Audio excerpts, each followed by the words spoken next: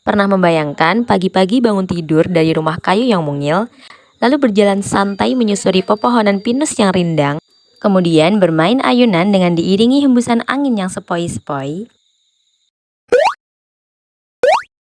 Welcome to Hutan Pinus Gogoniti, tempat di mana kamu bisa merasakan bayangan kamu itu menjadi nyata.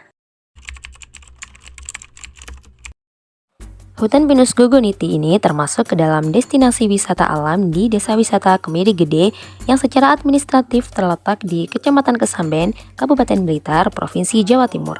Berada di kawasan lereng Gunung Kawi yang memiliki ketinggian 600 meter di atas permukaan laut, dengan mayoritas penduduknya bermata pencaharian sebagai petani dan peternak, Desa Kemiri Gede memanfaatkan potensi yang dimiliki dalam sektor wisata. Antaranya adalah wisata edukasi, wisata budaya, wisata kuliner, dan tentu saja wisata alamnya. Wisata alam andalan dari Desa Wisata Kemiri Gede adalah Hutan Pinus Gogoniti.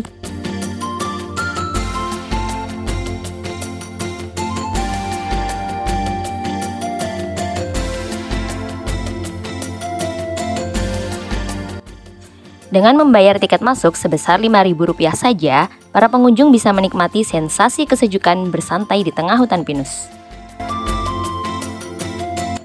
Pengunjung juga bisa nge-chill di warung teduh dengan berbagai pilihan menu makanan, minuman, dan snack dengan tempat duduk yang nyaman.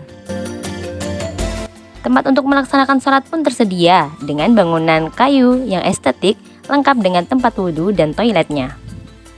Selain itu, ada banyak spot menarik untuk foto-foto seperti rumah ala Ghibli ini, cuping warna-warni, spot foto seperti ini, balai pertemuan yang teduh dan cukup luas, serta gembok cinta yang gemboknya bisa dibeli di tempat.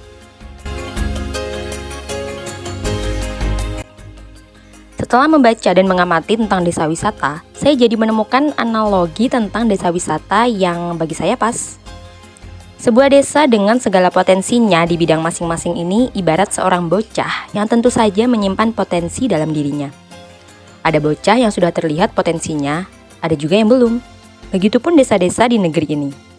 Layaknya bocah-bocah yang mulai mengenali dan mengasah potensinya dengan bersekolah, mengikuti les dan ekstrakurikuler. Begitupun desa-desa yang mulai merintis sektor wisata setelah menemukan dan mengenali potensinya. Peran orang tua sangat penting dan dibutuhkan bagi si bocah dalam mengembangkan potensinya. Pun desa bersama pemerintah desa dan segenap lembaga desa yang sangat dibutuhkan peran, kontribusi, serta dukungannya untuk desa agar potensi desa dapat dikelola dengan baik sehingga bisa sukses dan menghasilkan di masa mendatang. Dengan adanya program-program seperti lomba antar desa wisata, sosialisasi, edukasi, dan sebagainya yang diadakan pemerintah melalui Kementerian terhadap Desa Wisata, hal itu sangat membantu desa-desa di Indonesia dalam memanfaatkan potensi yang dimiliki sehingga dapat menjalankan roda perekonomian dan memajukan desa tersebut. Pemerintah harus memfasilitasi dan menyediakan dana untuk perbaikan, sama seperti seorang bocah yang pada akhirnya mendunia dengan beasiswa dari negara.